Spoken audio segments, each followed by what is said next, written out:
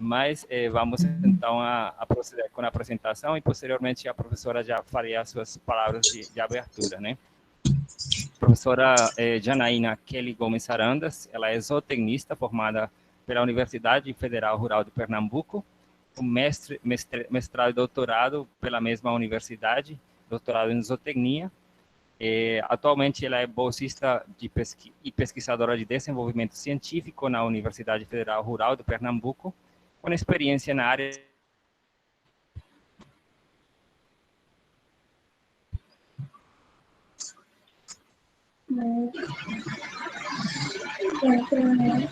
Foi, amigo, travou, Lini?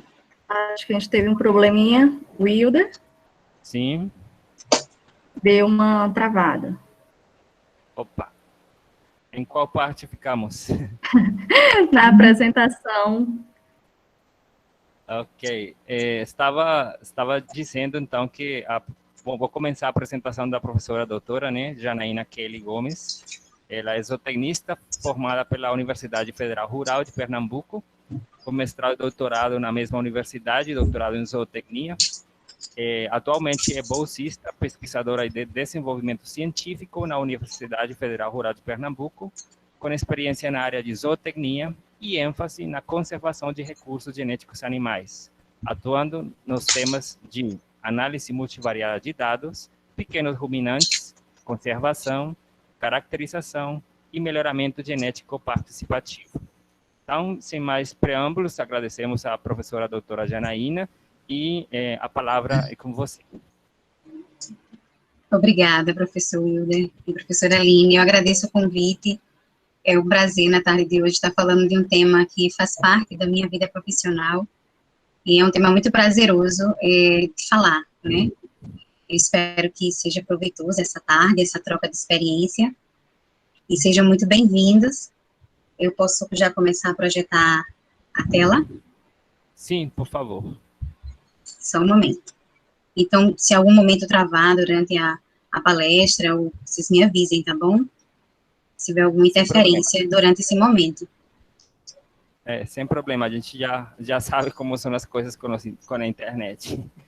Isso, essa era a minha maior preocupação. Eu disse, olha, eu já liguei para o provedor, para o rapaz, hoje não pode dar nenhum problema, viu? Porque eu vou estar numa atividade e não pode travar.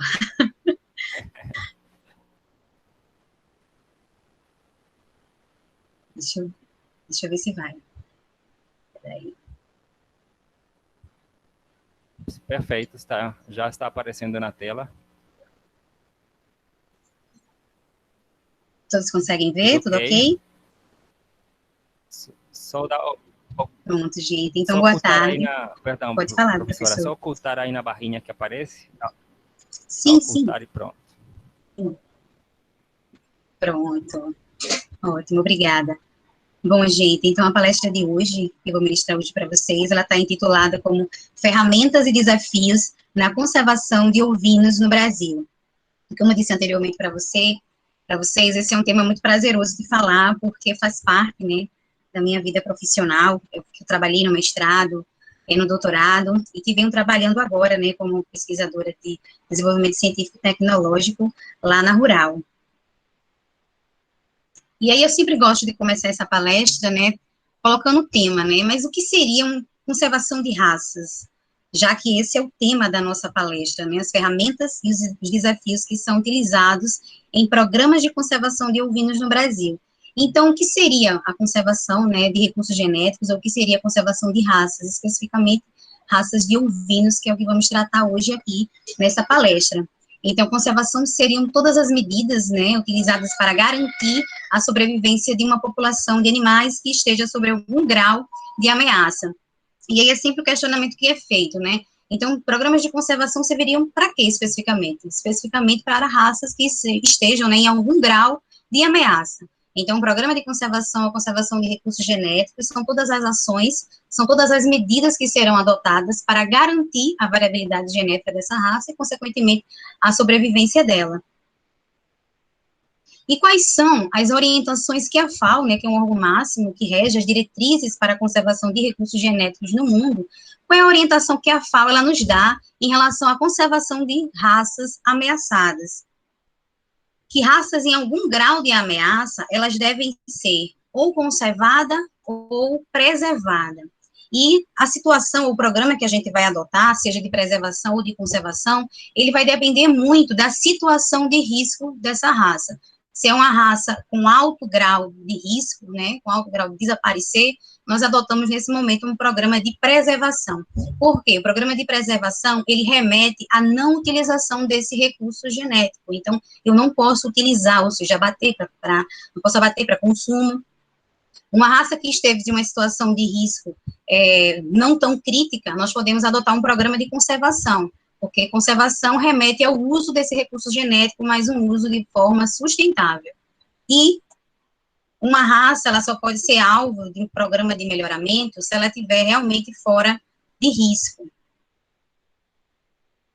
Então, diante das raças ovinas, né, existentes no Brasil, quais necessariamente precisam ser conservadas, né? Essa é uma discussão importante, já que a gente vai tratar hoje de programas de conservação de raças de ovinos no Brasil. Então, especificamente, quais são as raças de ovinos no Brasil que necessariamente precisam ser conservadas? Aqui no Brasil, as raças que são alvos realmente de programas de melhoramento, programas de conservação, são realmente as raças localmente adaptadas, ou raças nativas, né, ou raças crioulas. No último manual que teve da FAO, no último relatório, que fala justamente da conservação de raças ameaçadas, esse termo ele surgiu, né, como um termo para ser utilizado para raças realmente nativas, né, elas podem ser consideradas como raças nativas ou raças localmente adaptadas. Então, no Brasil, atualmente, se a gente fosse falar de quem são as raças que precisam de programas de conservação, especificamente são as raças localmente adaptadas, ou como a gente conhece como raças nativas, porque boa parte dessas raças, ou a grande maioria, elas se encontram em algum grau de ameaça. Então, o que seriam essas raças localmente adaptadas e onde é que elas se encontram, né? Essas raças são raças que ocorrem, né, em apenas um país, as quais representam 80% das raças existentes no mundo. Então, a gente fala muito, né, a gente vê muitos projetos, às vezes, de priorizando, às vezes, raças exóticas. Logicamente, elas têm sua importância, mas se a gente for observar no mundo, 86% das raças que existem no mundo, elas são as raças localmente adaptadas. E essas raças, elas estão principalmente associadas a pequenas produções, a sistemas de produção familiar. Então, como a gente mostra nesse gráfico aqui, a gente pode observar nesse gráfico aqui, 86% das raças, a gente observar aqui, ó, no mundo, elas são raças localmente adaptadas. Gente, desculpa aqui, que eu peço desculpa, porque o prédio está em um momento de obra, né, e está uma zoada, hora para, hora não para, mas está dando para escutar? Tá dando sim, sem problema, a gente compreende, isso é normal, já apareceu o cachorro, coisas de aulas criança. online, né? A gente tenta controlar fatores externos, mas mesmo assim a gente muitas vezes não consegue, né? E eu moro num apartamento, e no condomínio com muitos apartamentos, né? Então, eu tentei ir para o lugar com menos acústica possível, né? Mas como eu disse ali no início da palestra, a gente está em obra, né? Aqui no condomínio que iniciou nesse momento de pandemia. E aí, juntando tudo isso, acaba acontecendo esses fatores. Mas se não entendeu qualquer coisa durante a palestra, eu posso voltar, tá certo? Se ficou difícil de entender alguma coisa. Até então, tá tudo ok? Tudo ok, pode prosseguir, professora. Ótimo. Bom, então, como eu falei anteriormente, se a gente for falar quem são as raças que precisam ser conservadas hoje no Brasil, são as raças localmente adaptadas. E como a gente viu nesse gráfico anteriormente, 86% das raças locais que existem no mundo, elas são raças locais. E no Brasil, quem são os nossos recursos genéticos locais conhecidos? Os principais. Nós temos a raça Morada Nova, não é? Uma raça cearense. O centro de origem dessa raça é no município de Morada Nova, no Ceará. E essa raça, querendo ou não, é uma raça que eu tenho muita afinidade, porque foi a raça que eu trabalhei especificamente no doutorado. Passei 4 anos trabalhando diretamente com essa raça. Nós temos a Somalis brasileira, também é uma raça localmente adaptada brasileira. Nós temos o grupo genético Rabo Largo, já que ainda não foi homologada como raça pelo Ministério da Agricultura. Nós temos a raça crioula lanada do Rio Grande do Sul, também é um recurso local nosso. Nós temos a raça também Santo Inês. A ovino barriga negra, esse recurso genético, ele também ainda não foi homologado pelo Ministério da Agricultura. A gente gente, só um momento. Gente, só um momento.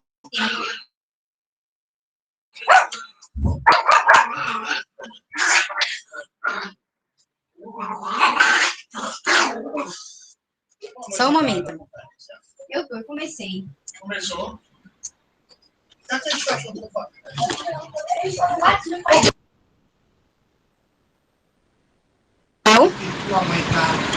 Turma, estão me escutando? Sim, sim, tranquilo. Gente, desculpe, viu? Eu acho que hoje é o dia de todas as interferências possíveis no mundo.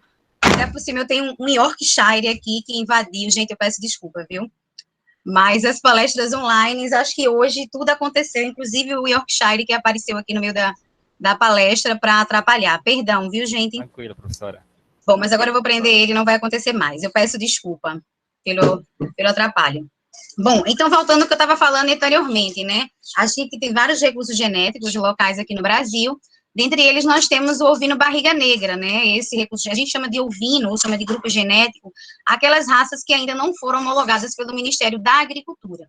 Mas a gente sabe que já tem estudos, né, genéticos, estudos morfométricos, fenotípicos, que já comprovam que são uma raça. Mas a gente só pode realmente denominar como raça quando essas raças elas são reconhecidas pelo Ministério da Agricultura. E aí, no Brasil, existem raças ovinas nativas, né, que ainda não foram caracterizadas e também não foram conhecidas. Assim como no Brasil e no mundo, ainda existem muitos recursos genéticos que ainda não foram conhecidos. Nem todas as nossas raças localmente adaptadas, elas foram caracterizadas, infelizmente. Isso demanda de muita coisa, como de interesse político, não é? A questão de financiamento para pesquisa. Então, muitas raças também localmente adaptadas, elas desapareceram sem sequer ser conhecidas. Isso acontece não só no Brasil, como também no mundo. A FAO, ela estima que aproximadamente no mundo, uma raça localmente adaptada, ela desaparece. E seja por qualquer que seja o motivo, às vezes por fatores naturais e às vezes também por interferência humana. E elas desaparecem sem sequer, como eu disse anteriormente, ser conhecidas. Então, de fato, a gente já falou sobre esses recursos genéticos, né? Mas, de fato, quais são as razões? O porquê vocês acham que a gente deve realmente conservar esses recursos genéticos? E a que ponto eles são importantes e por que devemos conservá-los?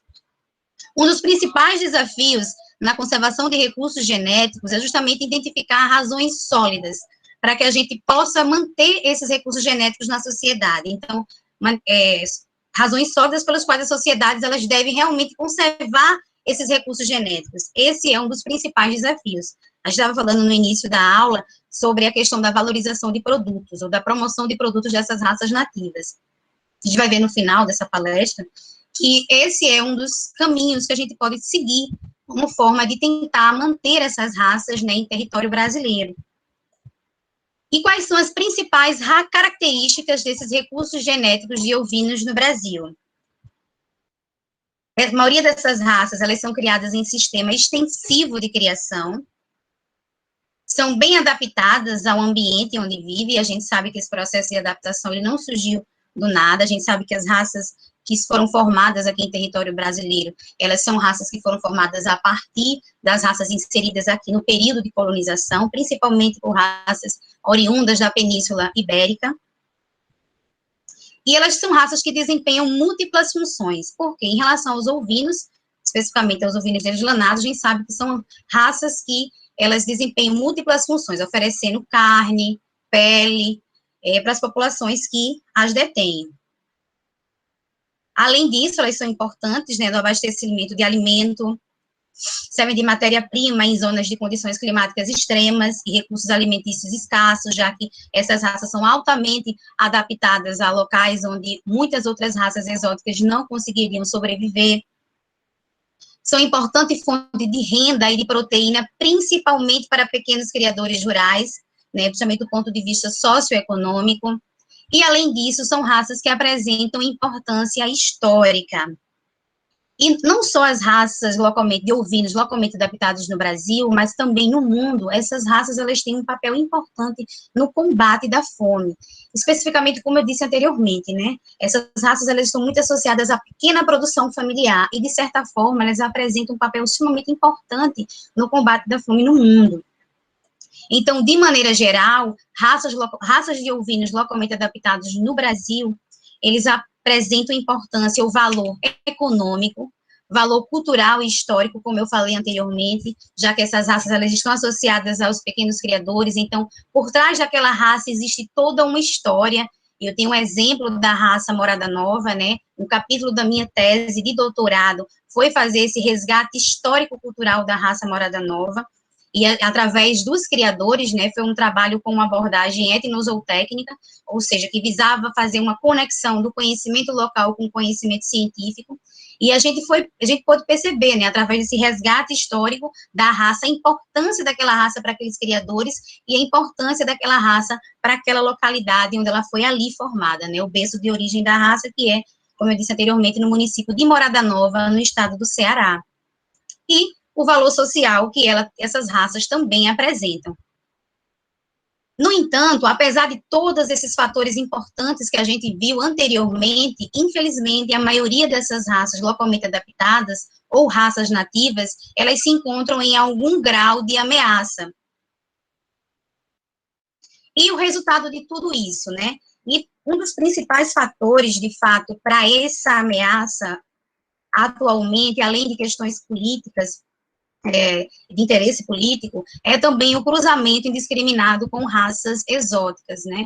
Essa ação, ela é comum, essa prática, ela é comum nos sistemas de produção, e atualmente essa tem sido o principal ponto do processo de diluição genética desses recursos genéticos hoje no Brasil. É justamente o cruzamento indiscriminado de raças localmente adaptadas com raças exóticas, com o interesse inicial, né, de aumentar essa produtividade, mas a gente sabe que as experiências que a gente já teve no passado com esses cruzamentos indiscriminados foi justamente isso, diluição genética desses rebanhos localmente adaptados, e hoje a grande maioria eu encontro, assim, em algum grau de ameaça.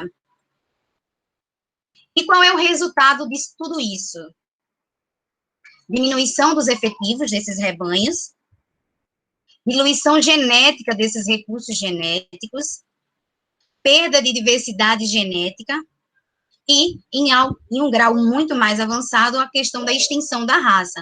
Uma raça, dependendo do grau de risco que ela esteja, né, e se isso não for monitorado, e se não for adotado um programa de conservação para essa raça, ela pode sim chegar a um risco de ser extinta. Eu lembro que no meu trabalho com a raça Morada Nova no município de Morada Nova, no Ceará, quando eu fui fazer um estudo com essa raça lá, a gente tinha catalogado num registro, né, são 65 criadores estavam lá registrados no documento. E ao chegar lá, eu vi que boa parte desses criadores, eles já não existiam mais, eles já tinham ou dado fim ao rebanho, ou tinham feito algum tipo de cruzamento com uma raça especializada, e esse cruzamento não deu certo, e acabou se desfazendo no rebanho. Um dos relatos é porque as crias, elas nasciam muito susceptíveis, né, à verminose, às condições climáticas, e acabavam morrendo. Então, dos 60 e poucos criadores que eu tinha do início, eu acabei só encontrando 13, né, são 13 criadores. Então, é algo para a gente se refletir, algo para a gente pensar, né, na situação da raça, né, no futuro, a longo prazo.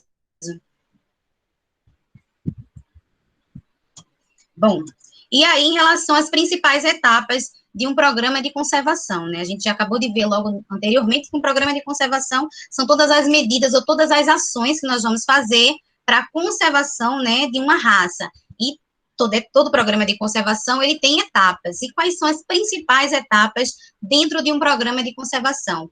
Uma das principais etapas é o estudo demográfico e o grau, né, a avaliação da situação de risco de uma raça. Então, primeiramente, dentro de um programa de conservação, um dos principais pontos é a gente primeiro localizar os rebanhos, então verificar ou caracterizar onde estão localizados esses rebanhos, fazer um mapeamento realmente geográfico e saber a localização, quantos são e onde estão. Cálculos, estimar o número efetivo e a taxa de consanguinidade. A gente vai ver mais para frente que o número efetivo e a taxa de consanguinidade são os principais parâmetros para a gente avaliar o grau de risco de raças ameaçadas. A avaliação do pedigree, quando dispõe, a gente vai ver o porquê, porque nem sempre isso realmente é um desafio. A boa parte das raças localmente adaptadas no Brasil, elas não dispõem de dados de pedigree, para avaliação, então nem sempre a gente tem esse tipo de informação para avaliar. Outra etapa importante também, uma das primeiras etapas dentro de programas de conservação, porque para a gente conservar algo, a gente primeiro precisa conhecer, e conhecer, a gente só pode conhecer a partir da caracterização, e aí onde a gente vai poder conhecer o que a gente tem disponível, né, para conservar. Em relação à caracterização, nós temos, dentro dessa etapa, a caracterização fenotípica, a caracterização genética e a caracterização dos sistemas de produção. Outro ponto importante, após o processo de caracterização, é justamente o estabelecimento dos núcleos de conservação. E aí, em relação aos núcleos de conservação, a gente tem os núcleos de conservação in situ e ex situ. E dentro dos grupos da estratégia de conservação ex situ, nós temos a estruturação dos bancos de germoplasma, que a gente vai ver um pouco mais para frente. A próxima etapa é verificar a questão do manejo genético. E dentro de raça, qual é o manejo genético, o principal manejo que geralmente é feito quando a gente está trabalhando com raças ameaçadas? É tentar promover o fluxo gênico, o fluxo de gene, né? Isso vai favorecer, querendo ou não, a diminuição da consanguinidade, porque o ponto importante é justamente o quê? Aumentar o número efetivo e diminuir a consanguinidade, já que existe uma relação inversamente proporcional entre esses dois parâmetros, consanguinidade e número efetivo. E, por último, é a valorização da raça. Então, determinar estratégias de como a gente vai inserir aquela raça, talvez, no mercado, para tentar valorizar. Foi uma coisa que a gente debateu também logo no início dessa palestra, é que o final de um programa de conservação ou de um programa de melhoramento participativo, é interessante que se tenha um produto com valor agregado para que seja inserido no mercado. Porque a raça vai ficar conhecida, querendo ou não, e isso é uma forma de manutenção dessa raça nesse cenário. Programas de conservação de ovinos, por exemplo, na Europa, logicamente que nós não vamos copiar, mas é uma forma da gente se espelhar nesses programas que são sucesso lá fora. Então, boa parte dos ovinos localmente adaptados na Europa, eles estão dentro de programas de conservação bem estruturados. E sempre um produto final desses programas é um produto com valor diferenciado. A gente vê um exemplo dos queijos, né, da Europa de ovinos, né, que são consumidos em todo o mundo e que tem um valor agregado. Isso é uma forma da gente valorizar essa raça e resgatar. Então, isso é uma forma de exemplo, né, de espelho que a gente pode fazer, adaptar para a situação das nossas raças aqui em território brasileiro.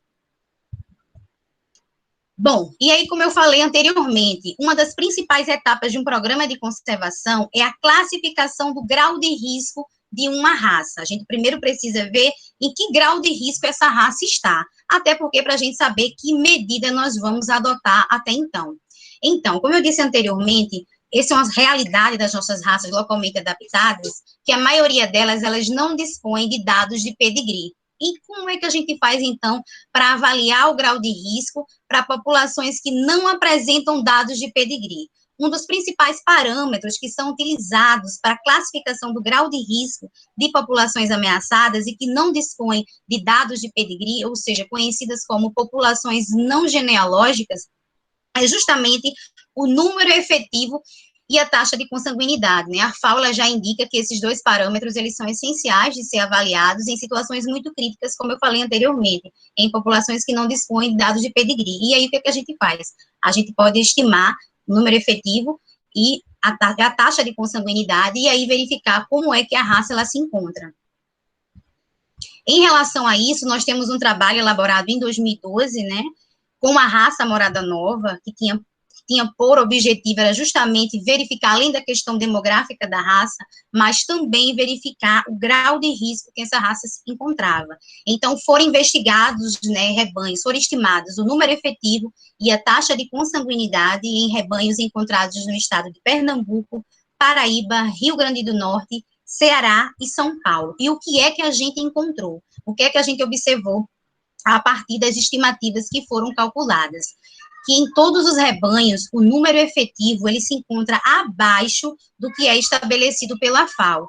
A FAO, ela indica que para uma raça ela ser classificada como fora de risco, ela precisa ter o número efetivo acima de 50 e uma taxa de consanguinidade abaixo de 1%. esse é um parâmetro indicado pela FAO para que a gente consiga manter aproximadamente 80% da variabilidade genética daquela raça. E o que é que a gente observou? Que para todas as populações, em distintos rebanhos, a gente encontra o número efetivo abaixo do que é esperado pela FAO. E uma taxa de consanguinidade acima. Como eu disse anteriormente, existe uma relação inversamente proporcional entre o número efetivo e a taxa de consanguinidade. Então, à medida que eu aumento o meu número efetivo, consequentemente, eu vou diminuir a minha taxa de consanguinidade. Então, à medida que eu diminuo o meu número efetivo, consequentemente, a minha taxa de consanguinidade, ela aumenta. E a gente realmente observou que todos os números efetivos para todos os rebanhos, eles se encontram abaixo de 50, que é o estabelecido pela FAO. Um dos principais pontos desse trabalho que a gente observou para chegar a esses valores é justamente o desequilíbrio na relação macho e fêmea. E, consequentemente, isso prejudicou com a diminuição do número efetivo. Nesse trabalho, nós concluímos, a partir desses dois parâmetros que são importantes para verificar o grau de risco de uma raça, que a raça morada nova, nos rebanhos que foram estudados, atualmente ela é uma raça que encontra-se em risco, e a necessidade do estabelecimento de um programa de conservação para manutenção dessa raça. Bom, outro ponto importante, né, e já que se a gente tiver dados de pedigree, então a gente já pode estimar outros parâmetros, como eu disse anteriormente, isso é muito delicado, a gente sabe que a gente não tem, é muito difícil a gente encontrar em rebanhos localmente adaptados informações de pedigree, isso é quase que impossível, é uma realidade nossa, brasileira, isso não só para ovinos localmente adaptados, mas para caprinos e também para outras espécies. Mas, quando a gente dispõe de dados de pedigree, a gente pode estimar outros parâmetros, como, por exemplo, as contribuições genéticas de ancestrais e fundadores da população.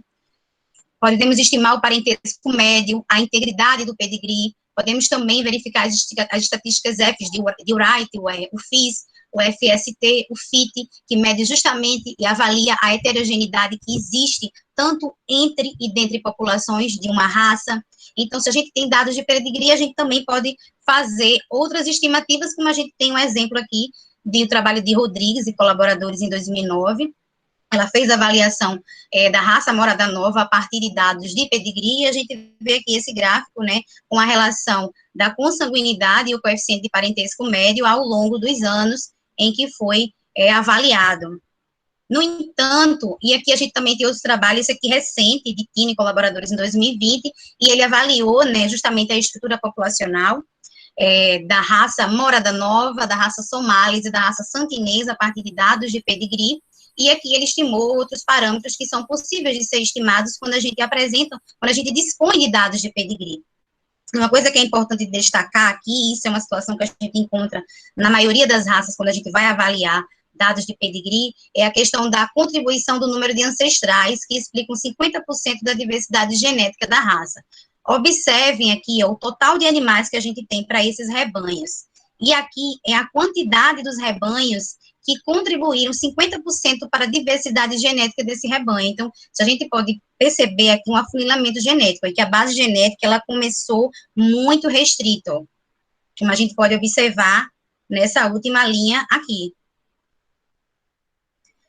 Como eu disse anteriormente, infelizmente, para raças ovinas localmente adaptadas no Brasil, boa parte delas, elas não dispõem de dados de pedigree.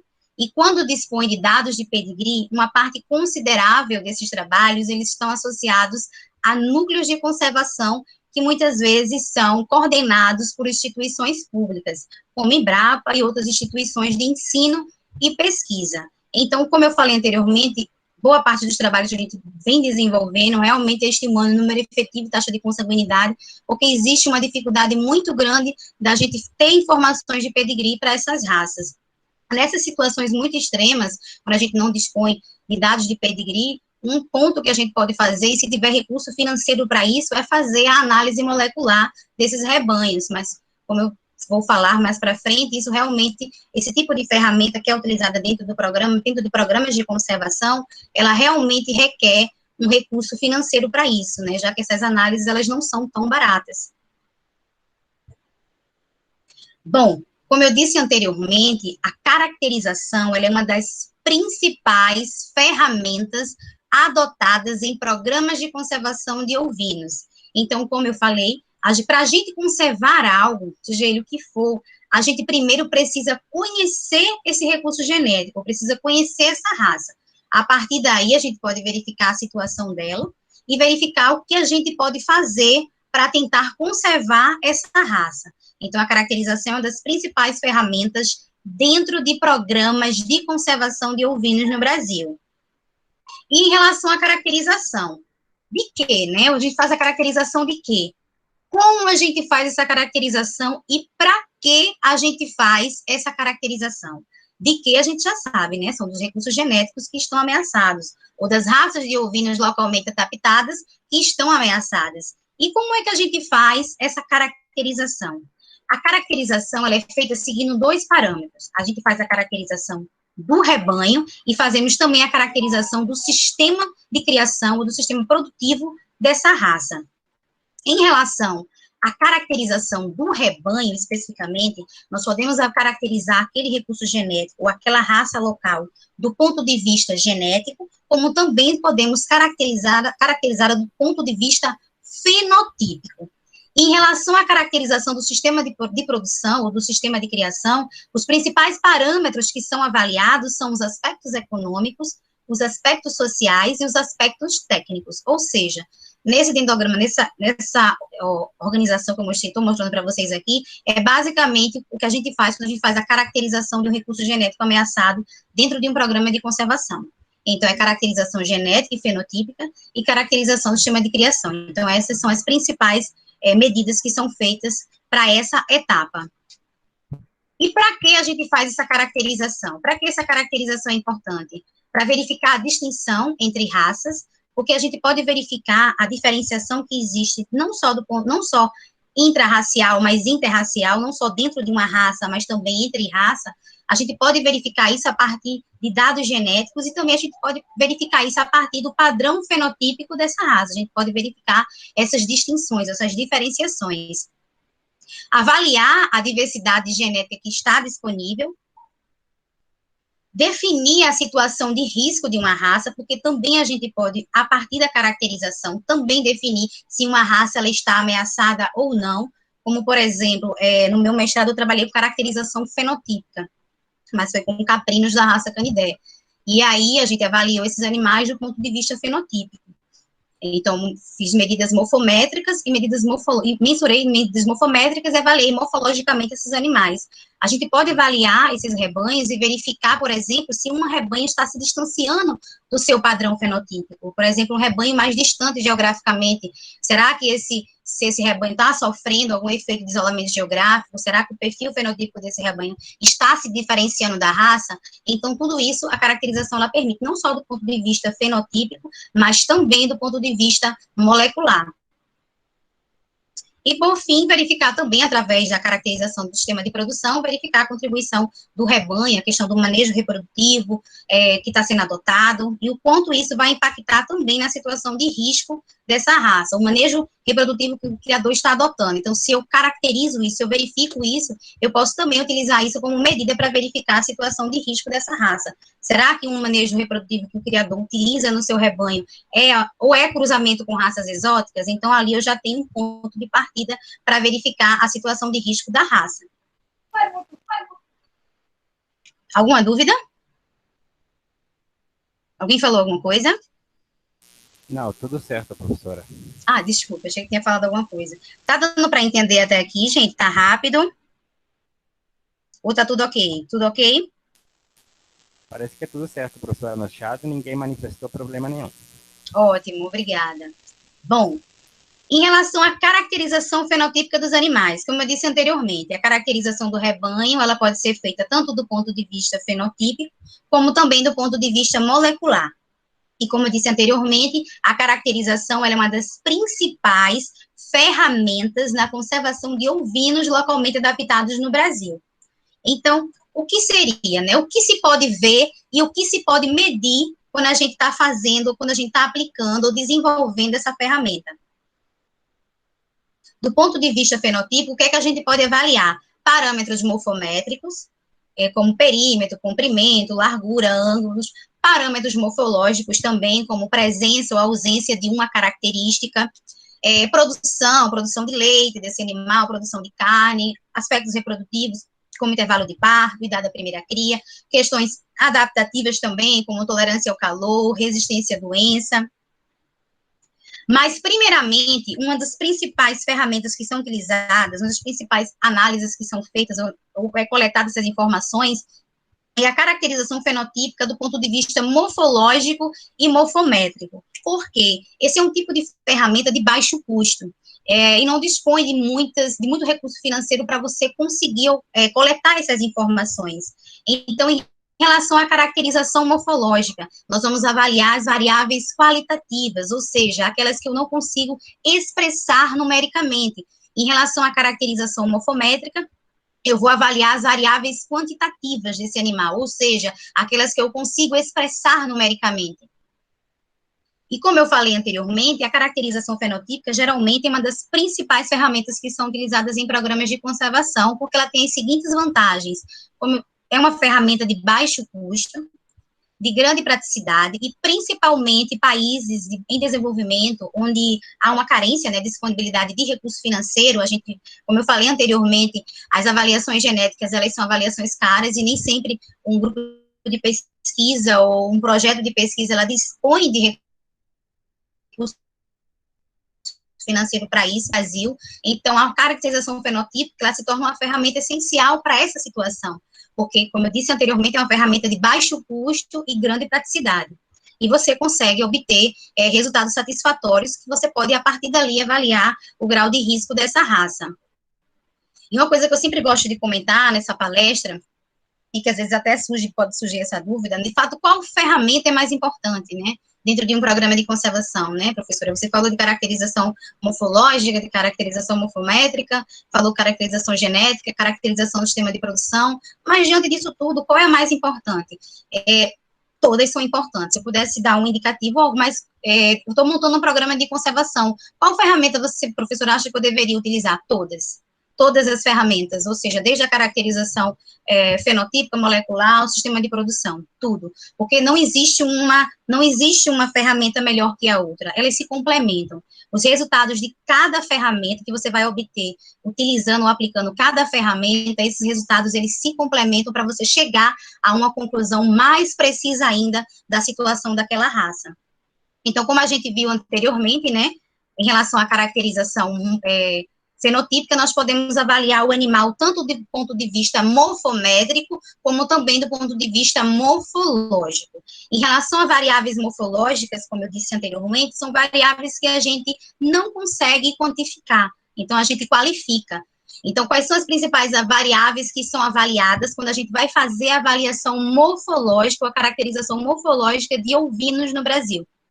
Por exemplo, a pigmentação da pelagem, a cor da pelagem, a forma do chifre, a presença ou ausência do chifre, a coloração da mucosa, o comprimento do pelo, então, dentre outros parâmetros que também são avaliados, mas lembrando sempre, né, variáveis morfológicas, ela implica justamente em variáveis que a gente não consegue mensurar através de dados numéricos, não consegue expressar também através de dados numéricos.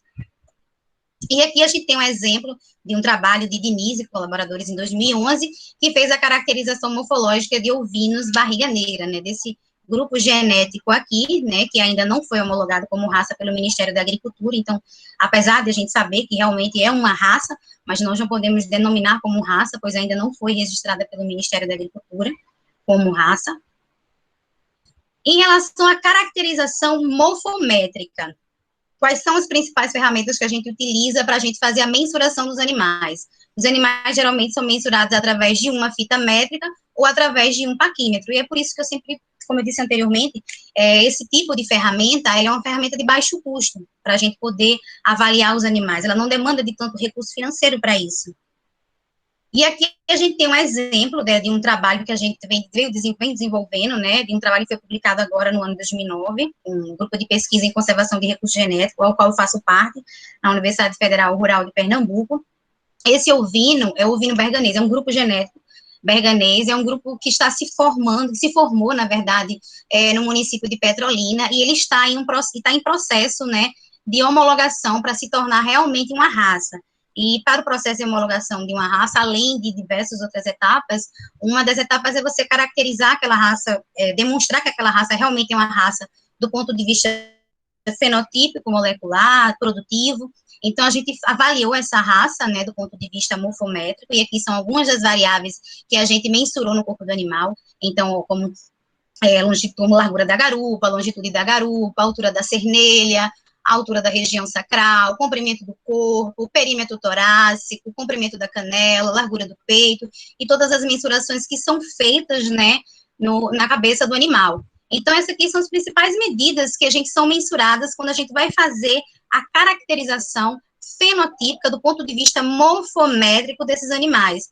E aqui é uma tabela com alguns dos resultados, né? A gente fez uma análise fatorial, que a gente vai ver um pouco mais para frente, que é uma análise estatística multivariada que nos permite dizer, nesse estudo, quais são as variáveis, diante de todas as variáveis que a gente utilizou, quais são as mais importantes para caracterizar o perfil fenotípico morfométrico desses animais.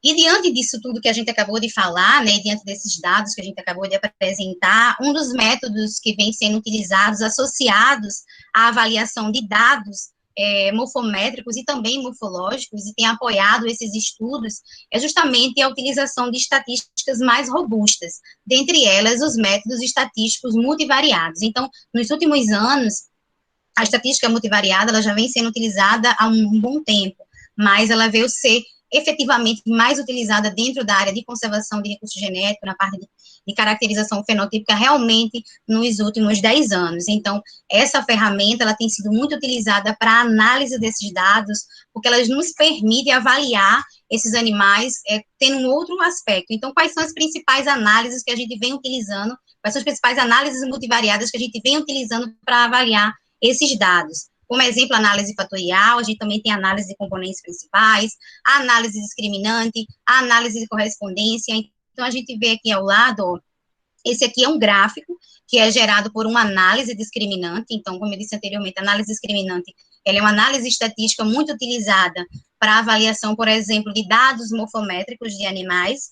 E aqui a gente tem esse estudo também, que foi feito com o Vino Berganês, e eu gosto desse gráfico porque ele é bem ilustrativo. Aqui a gente mostra, ó, aqui são os animais que pertencem ao grupo berganês. E aqui a gente pode observar a diferenciação fenotípica clara desses animais dos demais recursos genéticos.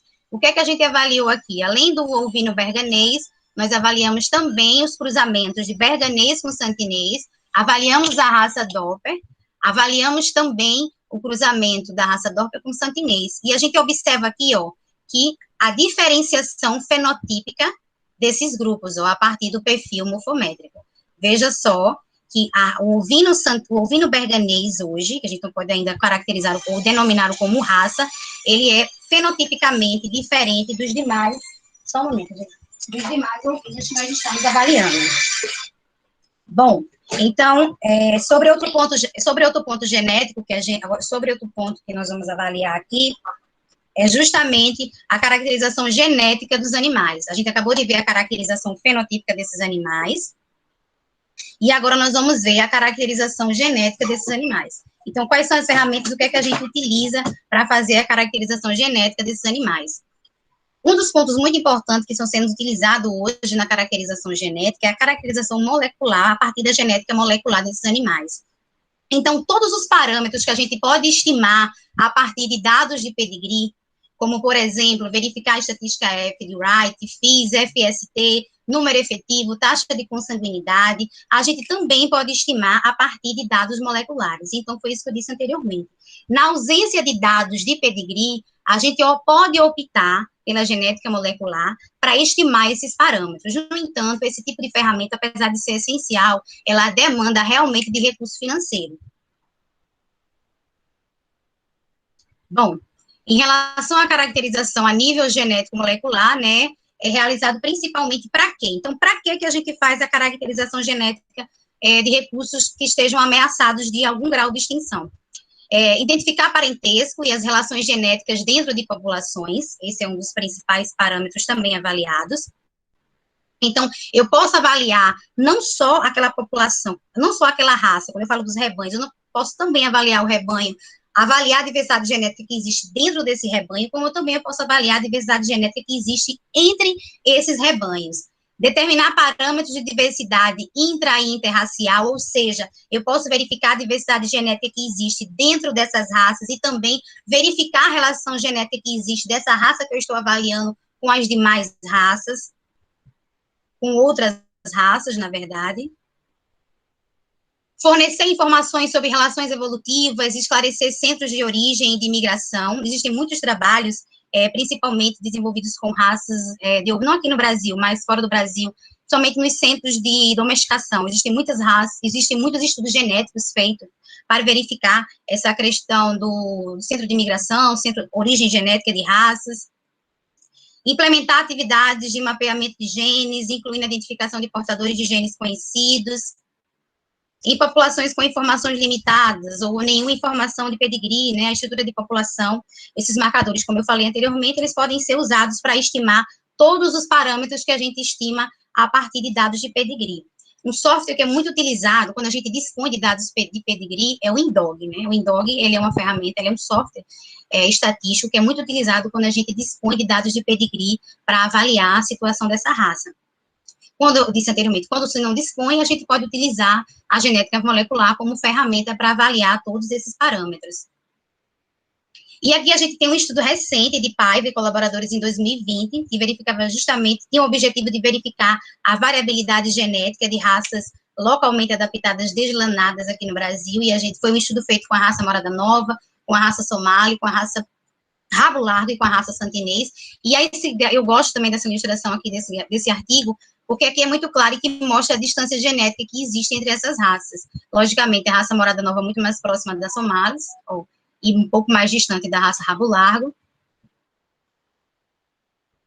Outro ponto que também é extremamente importante em estudos em programas de conservação é a caracterização do sistema de produção desses recursos genéticos.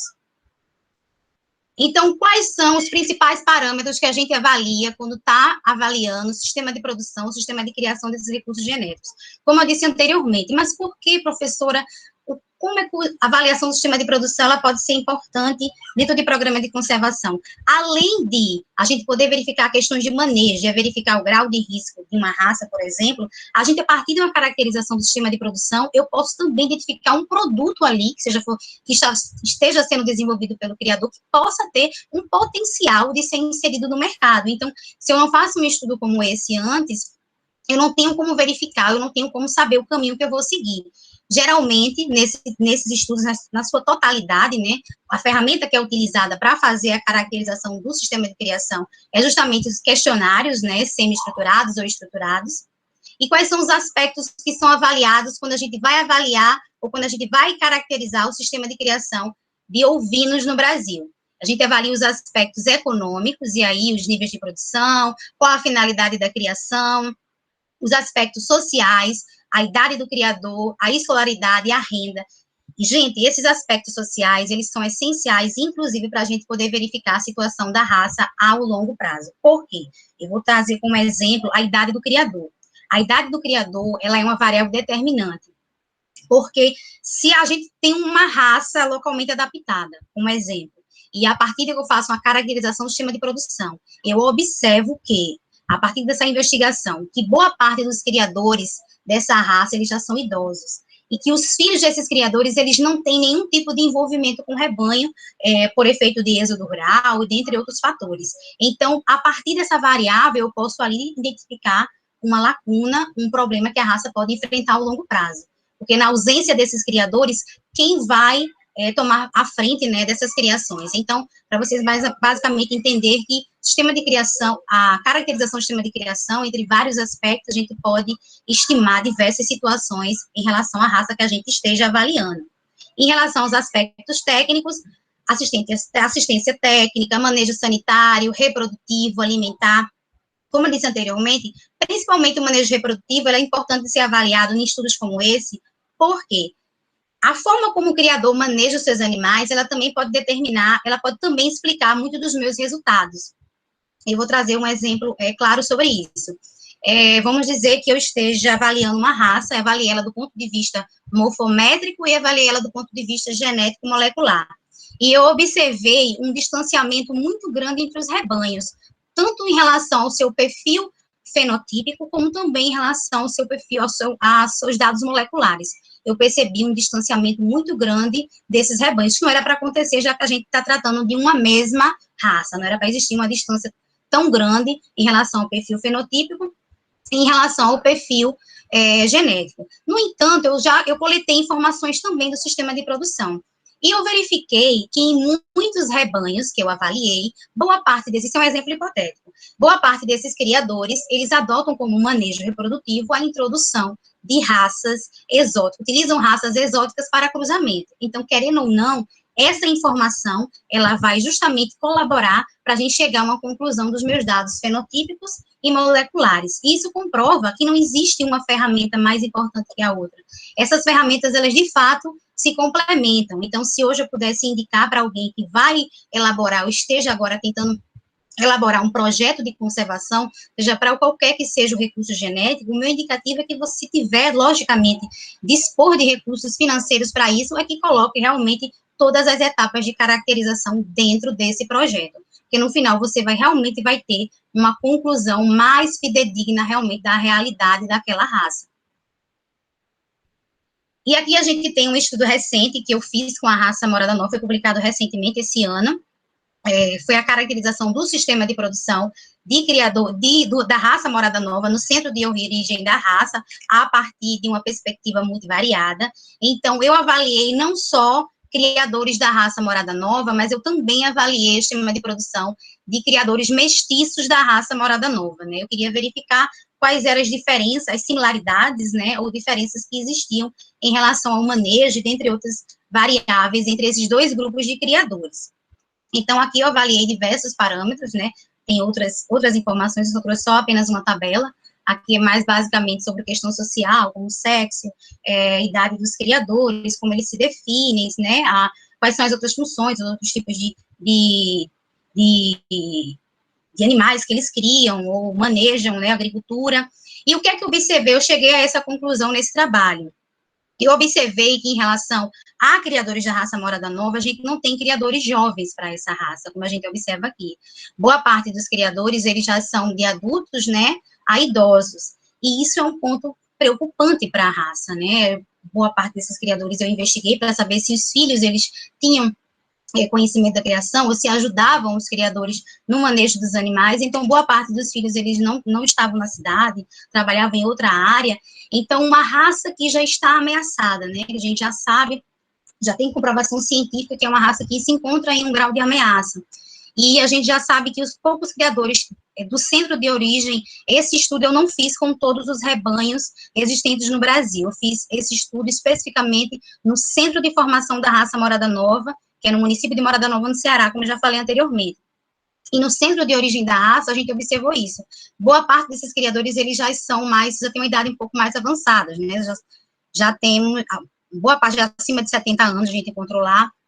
E a nossa preocupação é, se os filhos, eles não têm envolvimento com a criação, então qual será o destino desses rebanhos na ausência desses criadores? Então, são lacunas que ficaram abertas, e são questionamentos que a gente tem que fazer a longo prazo, para verificar como é que vai ser a situação dessa raça ao longo prazo, né, no centro de origem da raça.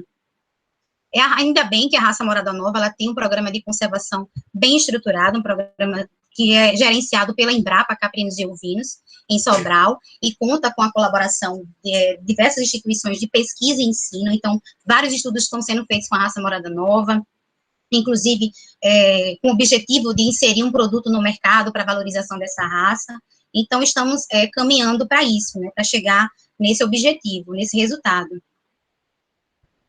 Bom, então já falamos tudo sobre a parte da caracterização, né, como é que ela é feita do ponto de vista fenotípico, molecular e do sistema de produção. Um outro ponto importante são as estratégias de conservação que são utilizadas na conservação de ovinos no Brasil. Então, quais são as principais estratégias que podem ser utilizadas e que são, na verdade, utilizadas na conservação de ovinos localmente adaptados no Brasil? Nós temos os núcleos de conservação in situ. E o que seria esse núcleo de conservação in situ? É a manutenção realmente do animal vivo, né, no seu local de origem, ou no seu local onde ele está adaptado, na área onde ele está adaptado, em situação onde ele é adaptado. Em relação a esses núcleos de conservação in situ, nós temos os núcleos privados, a gente chama de núcleos privados, são aqueles núcleos dos próprios criadores, né?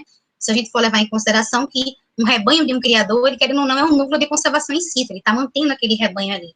E nós temos os núcleos de conservação in situ no âmbito público, e aí boa parte deles coordenados e gerenciados pela Embrapa e outros gerenciados por universidades públicas no Brasil. E também temos os núcleos de conservação ex situ, ou seja, né, o animal fora do seu local de origem. E aí nós temos os núcleos de conservação in situ, em vivo e in vitro. E temos o banco de germoplasma, né, onde detém de todo o material genético de raças localmente adaptadas e que é gerenciado pela Embrapa. Em relação aos núcleos de conservação in situ existentes no Brasil, nós temos em relação para a ovina crioula lanada, no Rio Grande do Sul, a gente tem um núcleo de conservação in situ em Bagé, que ele é gerenciado pela Embrapa, e o curador é um pesquisador de lá, da Embrapa. Em relação às raças Morada Nova, Somalis e Santinês, nós temos um núcleo de conservação in situ no município de Sobral, no Ceará. Esses núcleos de conservação, eles são gerenciados pela Embrapa Caprinos e Ovinos de Sobral. Em relação ao ovino barriga negra, nós temos um núcleo de conservação in situ no campo experimental de água boa da Embrapa Roraima, em Boa Vista. E, como eu falei anteriormente, né, a Embrapa, ela detém de um banco de germoplasma animal, onde nós temos informações, né, temos guardados informações de sêmen, de embriões. Então, infelizmente, né, as dosagens que a gente tem disponíveis não estão ainda próximos do que a FAO indica, mas ainda bem que nós já temos esse material genético guardado, que pode ser usado tanto para curto ou longo prazo.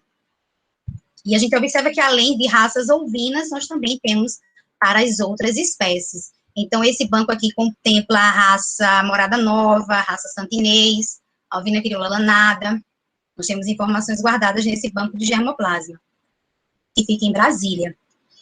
Bom, e como eu disse anteriormente, né, a gente tem exemplos de programas de conservação no Brasil, mas um programa de conservação bem estruturado que eu trago para vocês é o programa de conservação de ovinos da raça Morada Nova, que ele é gerenciado pela Embrapa, como eu disse anteriormente, e conta com a parceria de diversas instituições de pesquisa, né, e de ensino no país. Então, o programa de conservação da raça Morada Nova, ele surgiu em meados do ano de 2007, justamente em um congresso de conservação, um congresso dentro da área de zootecnia de produção animal, e que surgiu o interesse, né, de se fazer um projeto para a conservação de uma raça, um projeto realmente bem estruturado, com todas as etapas que um programa de conservação tem que ter. E ficou decidido ao estabelecimento de um programa de conservação para a raça Morada Nova, que seria gerenciado pela Embrapa e que teria a colaboração de diversas instituições de pesquisa e ensino. Então, como eu disse anteriormente, meu projeto de doutorado, ele foi feito em parceria com a Embrapa, e dentro do programa de conservação e melhoramento da raça Morada Nova. E quais são os principais desafios hoje na conservação de raças nativas ovinas no Brasil? Então, quais são os principais desafios que nós vamos enfrentando, né, para o estabelecimento de programa, ou durante o estabelecimento de programas de conservação de ovinos aqui no Brasil? Em relação a estratégias futuras, né, o que a gente poderia fazer? O que poderia ser feito, por exemplo, como uma estratégia para tentar resgatar essa raça? E, como eu falei anteriormente, né, a valorização econômica ela é essencial para um programa de conservação de raças ameaçadas. De fato, inserir um produto com um valor diferenciado no mercado, isso realmente é uma necessidade hoje, atualmente. A gente realmente precisa fazer isso com nossas raças localmente adaptadas.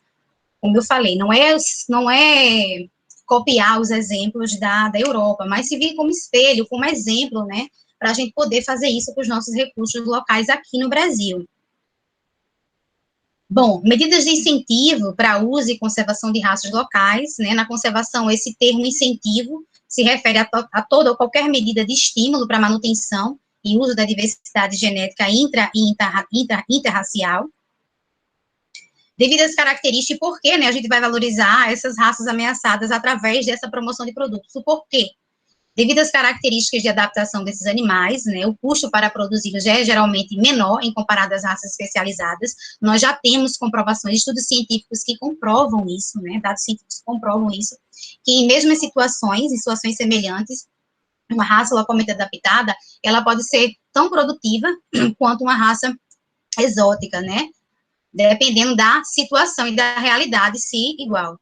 Além disso, né, os atributos únicos de seus produtos, eles são valorizados e pagos a um preço prêmio pelos consumidores. Isso, de fato, acontece.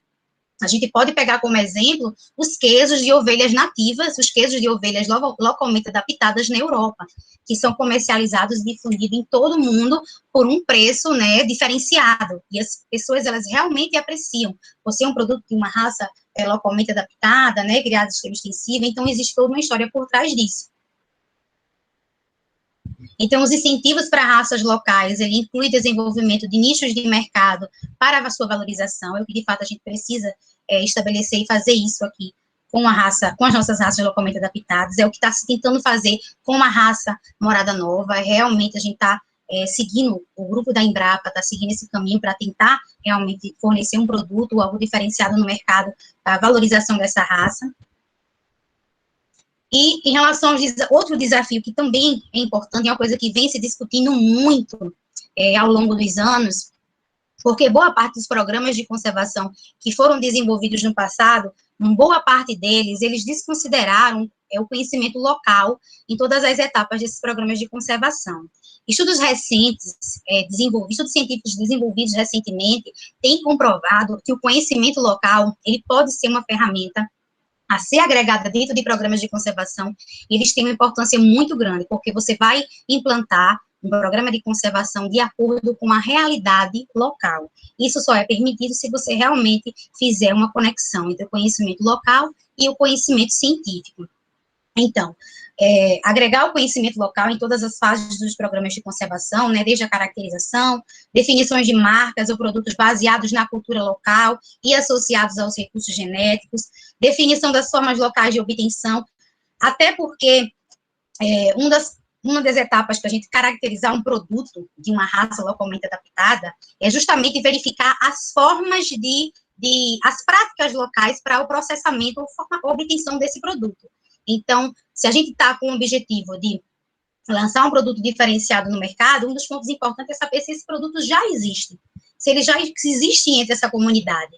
E se existe, ele precisa caracterizar a forma local como esse produto ele é caracterizado. Isso tudo agrega valor a esse produto que vai ser inserido no mercado.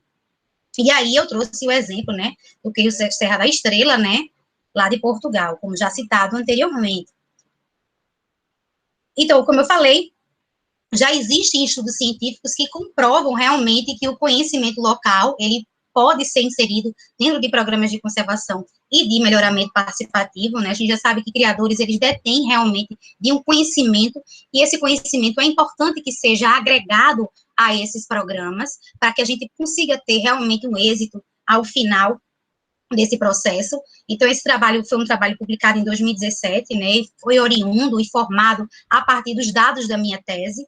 Ele tinha por objetivo, dentro do programa de conservação, dentro do programa de melhoramento participativo da Raça Morada Nova, ele tinha por objetivo definir critérios de seleção para a escolha de animais para reprodução, critérios locais de seleção.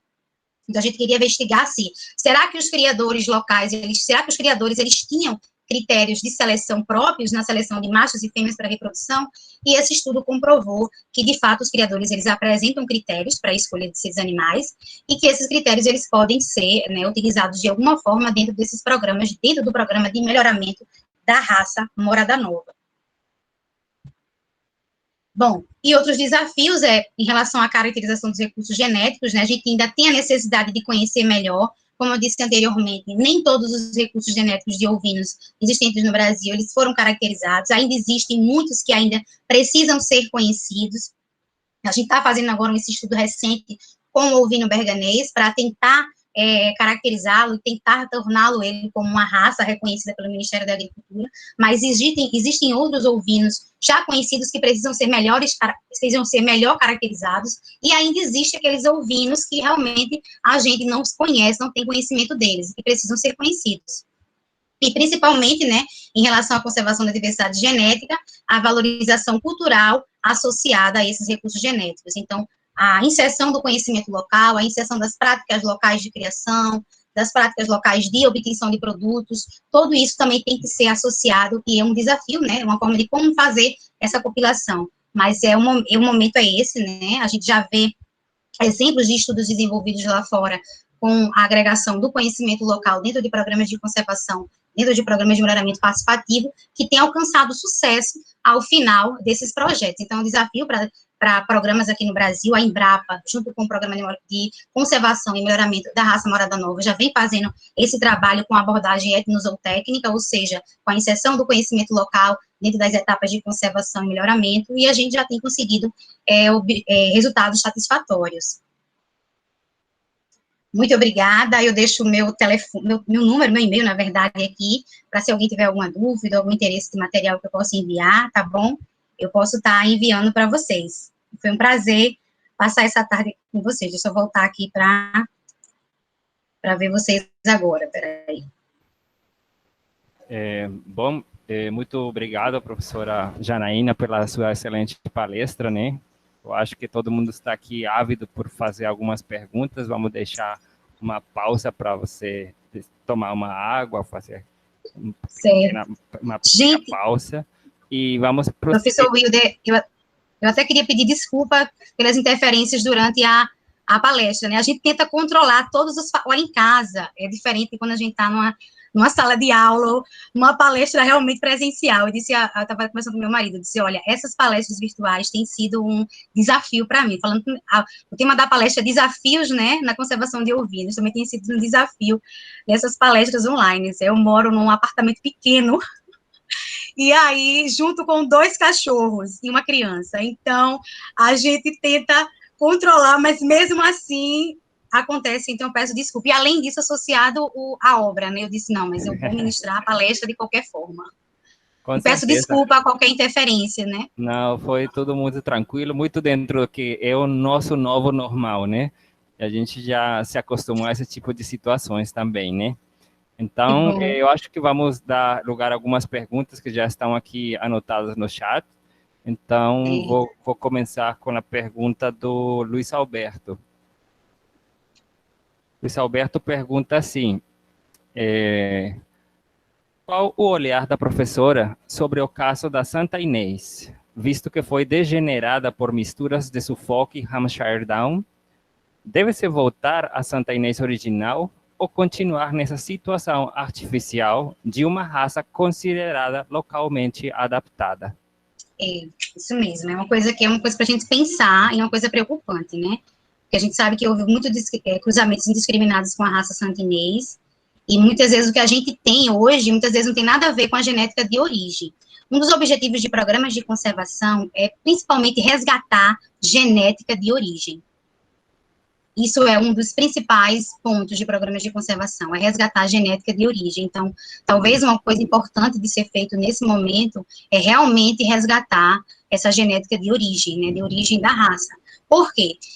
Pode chegar um momento em que a raça se torne uma coisa que não se sustente mais, né, que seja insustentável, vamos dizer assim. Que a gente sabe que, dependendo do ponto que essa raça esteja passando por um processo de seleção, características adaptativas elas vão começar a desaparecer ali, e chega um momento que essa raça é uma raça altamente exigente, muito fora daquilo que a gente espera de uma raça localmente adaptada, né? Então, um dos pontos de um programa de conservação é realmente o resgate de genética de origem. Com certeza, com certeza. Nesse ponto, eu acho que a gente pode discutir bastante, né? Mas o consenso entre a maioria das pessoas que trabalhamos dentro da área de conservação é realmente esse aí mesmo, a gente preservar e a gente voltar às raízes de origem, até porque a principal característica das raças nativas é a sua adaptabilidade, senão a gente não teria essas raças nativas, por isso que elas existem, né? E existem até hoje, né? Então, realmente, tem toda a razão a professora. Vamos continuar com uma outra pergunta do Sávio Nascimento. Ele fala assim, professora Janaína, parabéns pela palestra. Meu questionamento é o seguinte, você comentou no início da palestra que as raças nativas e ameaçadas devem se preservar e conservar para depois melhorar. O que você teria a falar da raça nativa ovina cabugi. Já que é uma raça ovina de dupla aptidão, carne e couro, e bem adaptada ao Nordeste. Ainda tem criadores que têm esse tipo de ovinos aqui mesmo no município onde eu resido, Ipu, Ceará. Tem essa raça ovina, quais são suas palavras sobre ela? A gente teria que verificar, especificamente sobre essa raça, eu não sei como é que está a situação de risco dessa raça, né, especificamente eu não tenho essas informações, mas, primeiramente, em relação ao que você falou, em relação a preservar, conservar ou melhorar, né, isso é uma indicação da FAO, né, ela indica isso é um parâmetro para ser avaliado, então, se você pode verificar a situação de risco dessa raça, se ela se encontra ameaçada, o principal ponto que você precisa fazer nesse momento é conservar. A questão do preservar, um programa de preservação, ele é adotado quando a raça, ela encontra uma situação muito, mas muito crítica. Eu vou dar um exemplo. Eu chego em um rebanho, tá? Estou avaliando uma raça, e avaliando essa raça, eu descubro que eu só tenho apenas 5 exemplares dessa raça vivos. Então, isso é uma situação muito crítica. Então, uma situação como essa, eu jamais posso adotar um programa de conservação. Por quê? O programa de conservação, ele remete ao uso, mesmo que de forma sustentável. E se eu posso utilizar, manejar, eu posso, inclusive, abater esses animais. Então, nesse caso, eu tenho que preservar. Então, primeiramente, eu preciso ver a situação que se encontra essa raça, né? Em que ponto ela está? Em que ponto de situação de risco ele está? E a partir da definição de risco dessa raça, é que a gente pode determinar o que pode ser feito com ela, se preservar, se conservar, se ela estiver fora de risco, aí sim eu posso começar a adotar um programa de melhoramento genético com ela. Eu não sei se eu consegui responder a sua pergunta. Perfeito, professora. Acho que sim. Temos outra pergunta aqui da Maria Eduarda Garcia Benedetti. Ela fala assim: Janaína, só uma pergunta. Essa raça ovina barriga negra se adapta bem a qualquer região? Pois aqui no estado de São Paulo a gente não encontra muito dela. Sim, perfeito. Vamos lá, sua pergunta foi muito pertinente. Geralmente, a boa parte desses ovinos deslanados, eles têm uma boa adaptação na região nordeste do Brasil. Por isso que eles são mais encontrados nessa região. E aí, essa questão da adaptabilidade, realmente, eles muitas vezes têm adaptação para regiões como nordestinas, né? E muitas vezes ele pode, não se adaptar ao sul-sudeste do país. Isso aí, tem muita relação das características adaptativas. É bem comum, por exemplo, pegar uma crioula lanada do Rio Grande do Sul e querer, né, inserir ela aqui no nordeste do Brasil. Sim, em relação a essa raça, né, é até curioso quando a gente pensa que aqui no Brasil ela ainda não é reconhecida como raça, né, e a gente sabe que a barriga negra, na verdade, ela é uma raça brasileira e que foi exportada para o mundo há muitos anos, né, e já se encontra oficialmente registrada em países de Centro-América e nas Antilhas holandesas, e se conhece como a Barbados Black Belly, né? Isso. Então, é uma raça que se encontra bem distribuída mundialmente já. A gente tem mais de 15 países dentro da parte de América do Sul e Centro-América que tem a raça como raça, né? E, curiosamente, ela foi levada do Brasil pelos holandeses naquele período em que eles foram expulsos do Brasil. Isso. Então, é muito curioso que aqui no Brasil ela ainda não seja considerada uma raça, né? E sim um grupo racial. Esse processo de homologação pelo Ministério da Agricultura, eu costumo dizer que é uma questão, infelizmente, que envolve muita questão política, né, do querer. Ainda aqui no Brasil funciona desse jeito. Com ovinos, é até melhor em relação à homologação. A gente vê que tem muitas raças que já são reconhecidas. Quando a gente vai para caprinos, a situação ainda é muito mais crítica em relação à homologação. Em relação a caprino, a gente só tem Moxotó e Canidé, a raça Moxotó e a raça Canidé como reconhecidas. Mas a gente tem outros grupos genéticos, como Marota, como Graúna, são raças já conhecidas geneticamente, são reconhecidas do ponto de vista genético, fenotípico, então são raças, mas ainda não foram homologadas. O processo de homologação já foi enviado para o Ministério da Agricultura, com todas as informações necessárias, informações científicas necessárias para isso, mas, infelizmente, ainda não foram homologadas. É a questão realmente do incentivo político, do querer político, do interesse político de homologar. Infelizmente, no Brasil, existe uma supervalorização do que vem de fora. Isso é comum. E a gente precisa realmente ter um olhar maior para os nossos recursos locais que estão ameaçados e podem desaparecer. Esses recursos, eles têm importância muito grande, social, histórica. Essas raças fazem parte da nossa história aqui no Brasil, né? Então, precisam ser conservadas. Com certeza. Temos outra pergunta do Robson Silveira. Ele fala, professora Janaína, de maneira geral, a ovinocultura no semiárido brasileiro é gerenciada por produtores de idade avançada, não somente os de morada nova. Constatei o mesmo resultado na minha dissertação. Você atribui esse resultado a êxodo rural, uma vez que o Nordeste brasileiro detém os maiores percentuais do Brasil? Que políticas públicas você sugere para mudar esse cenário? Perfeito. Uma das justificativas que a gente tem para isso é justamente o êxodo rural, e é o que a gente vem comprovando cientificamente nesses estudos, onde avalia, né, a questão da idade do criador dentro de estudos de caracterização do sistema de produção. Realmente precisam de políticas de incentivo para esses jovens se manterem no campo. Como, por exemplo, se eu tenho uma raça que ela é valorizada, que ela tem um produto inserido no mercado, que traz, principalmente, gente, a questão do retorno financeiro. Se essa raça ela gera um retorno financeiro, se ela é valorizada, então precisa de políticas de incentivo para que esses jovens eles permaneçam nas suas cidades e deem continuidade aos rebanhos que foram dos seus pais. Então, infelizmente, o êxodo rural ela é uma realidade no Brasil e ele é um fator preocupante e influencia diretamente realmente na conservação de raças locais, não só no Brasil, mas também em outras partes do mundo, né? A gente também encontra essa mesma perspectiva também, eu encontrei em estudos desenvolvidos na África.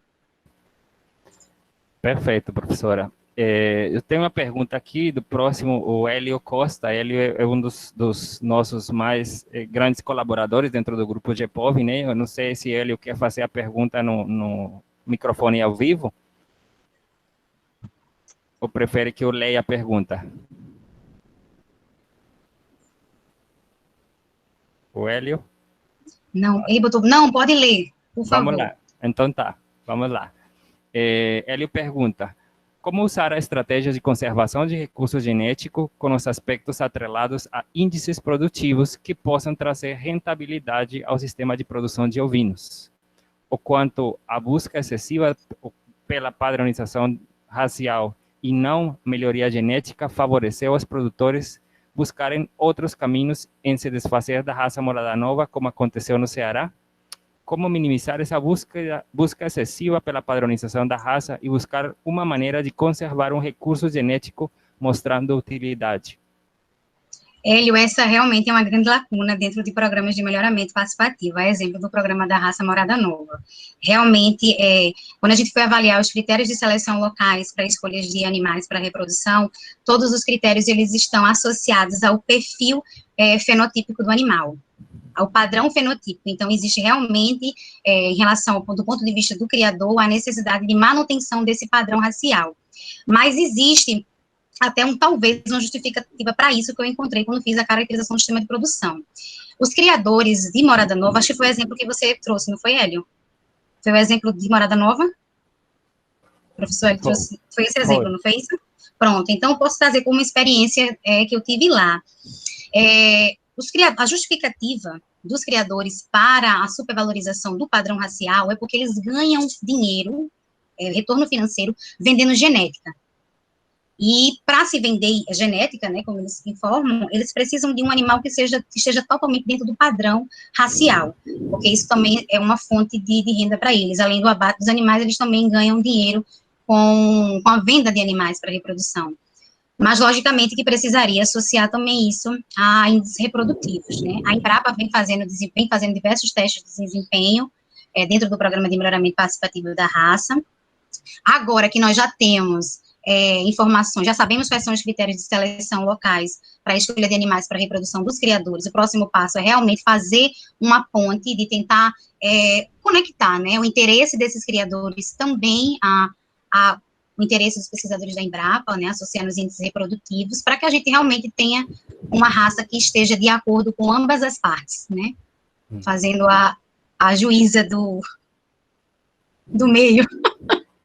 Com certeza. Eu acho que isso é uma dos grandes dilemas, né, em relação à conservação e ao melhoramento. Qual será esse ponto de equilíbrio, né? Até onde será que o melhoramento vai mudar o que a raça já é?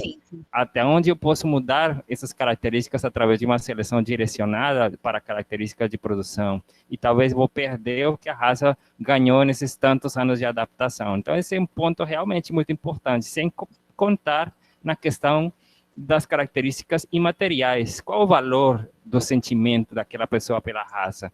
Qual o apego emocional? Qual o valor que ele tem pela tradição e pela cultura? Qual será o peso dentro de um índice de seleção? Então, nós temos um grande trabalho pela frente em relação a isso, né? Tem até um estudo recente que foi feito com pesquisadores lá fora, na Europa, que é feito sobre valorização de raças localmente adaptadas, né? Que pontos devem ser, que modelos devemos seguir. E o indicativo é que no modelo de valorização de raça deva ser inserido questões culturais, produtivas, né, sociais, mas se isso é fácil, não é, né? Isso realmente é um desafio. Falando de desafio de conservação e melhoramento participativo de raças localmente adaptadas, essa é uma etapa, é um desafio que a gente está enfrentando agora, né, daqui para frente. Com certeza. Temos mais uma pergunta do Luiz Alberto, e ele fala: professora Janaína, por favor, no caso da berganês, por que fazer esse tipo de cruzamentos se há poucos estudos mais profundos sobre as raças Santa Inês e Bergamácia e seus potenciais? Não seria mais coerente esgotar tudo sobre as duas e partir para outros cruzamentos? Perfeito, vamos lá.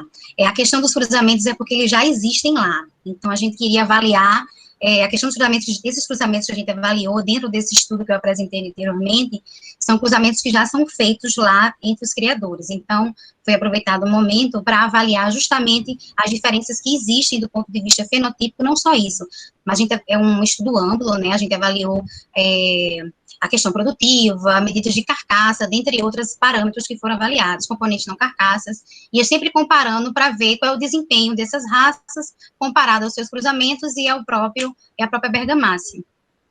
Mas esses cruzamentos, eles já existiam, porque assim como as outras raças localmente adaptadas, infelizmente, o cruzamento indiscriminados com raças exóticas é uma prática comum. E, como eu falei anteriormente, esse é um dos principais fatores para a diluição genética de raças localmente adaptadas no Brasil. Perfeito, professora.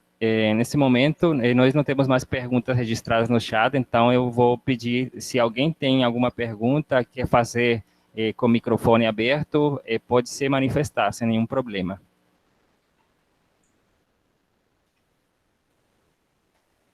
Se não, não temos mais perguntas por hoje, né? Então, eu vou primeiro agradecer, né, a todos os presentes, a nossa palestrante de hoje pela excelente palestra, realmente excelente palestra, sobre a área de conservação de recursos genéticos, né? E como nós atrelamos essa área de conservação aos nossos sistemas produtivos reais, né? As características de cada um dos sistemas produtivos. Então, acho que foi uma visão totalmente diferente do que a gente vem assistindo, né? E, obviamente, com uma metodologia muito clara, que era o intuito da palestra, né? Deixar claras essas ferramentas de como nós poderemos, então, caracterizar e conservar os nossos recursos genéticos.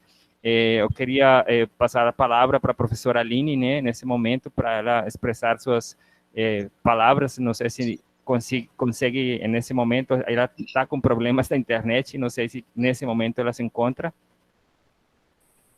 Oi, Wilder, sim. Eu queria que você só visualizasse aí a última pergunta. O Luiz Alberto, ele fez a última pergunta, e aí, em seguida, a gente finaliza. Ok, deixa eu ver. Se a prova... ele pergunta assim, será que a professora tem conhecimento da raça morada nova branca em Pernambuco, por favor? Sim, nós temos uma variedade branca, né, da raça morada nova, mas ainda tem estudos muito recentes sobre esse novo recurso que está sendo formado. Mas eu tenho conhecimento, sim, dessa variedade da raça morada nova, da variedade branca, né, mas já tem alguns estudos feitos de questões adaptativas que já foram desenvolvidos com essa raça. Sim, Luiz Alberto, só complementando, né, aqui na Universidade Estadual Vale do Acaraú, a professora Aline, ela coordena um núcleo também de morada nova e se encontram alguns exemplares da raça morada nova branca, né, e realmente muito pouco se sabe sobre essa variedade, ela está mais ameaçada ainda do que a variedade vermelha, os rebanhos são muito poucos, e até agora está nesse processo de aumentar o rebanho. Então, em relação a características produtivas, tem sido feita caracterização de adaptabilidade, pelo grupo da professora Débora em Mossoró. Isso. Bom, principalmente está nessa fase, né? Mas a gente pode ver pela experiência própria, ainda sem dados para publicar, né?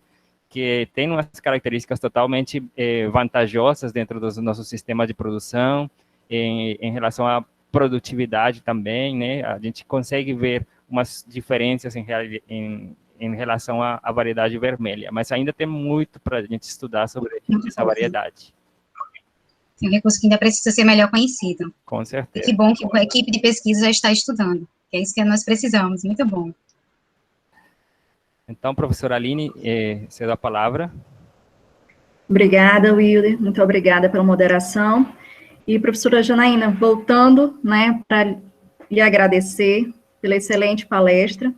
O ciclo de ovinocultura em ovinocultura, ele teve como propósito justamente puxar um pouco mais, né, para a área de conservação. Então, nós já tivemos outras palestras também nessa área, que é para justamente poder, né, lançar essa sementinha, né, já tempos e tempos a gente trabalha, mas que sempre precisamos ter, né, essa união, essa interação entre outras instituições que trabalham também na área.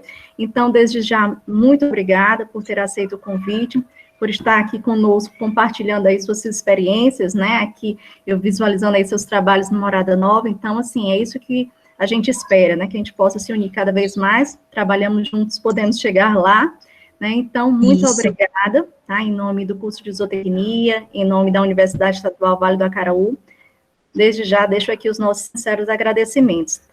E gostaria também de, posteriormente, né, a gente entrar em contato com cada um de vocês que estão aqui apresentando, né, toda essa parte da conservação, para que a gente possa fortalecer o nosso grupo, né, nos conhecermos mais, né, e com isso a gente possa ir alavancar, né, não somente Morada Nova, mas todos os recursos aí que nós temos aí e que devemos estudar, tá bom? Então, muito obrigada, agradeço também, professor Hilda aí pela moderação e deixo aí as palavras para que você possa se manifestar.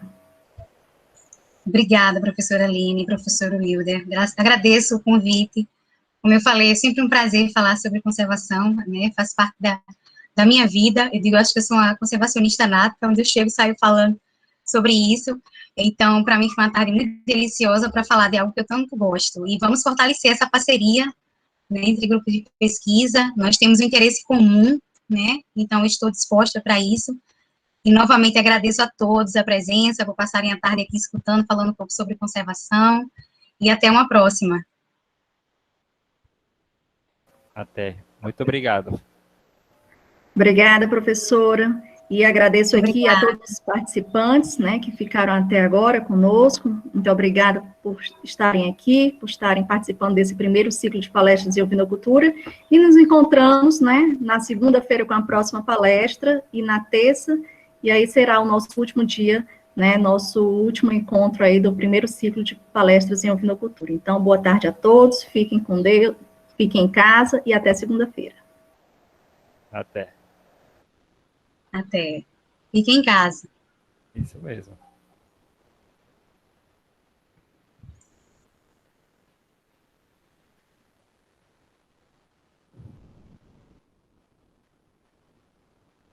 Ai, meu Deus.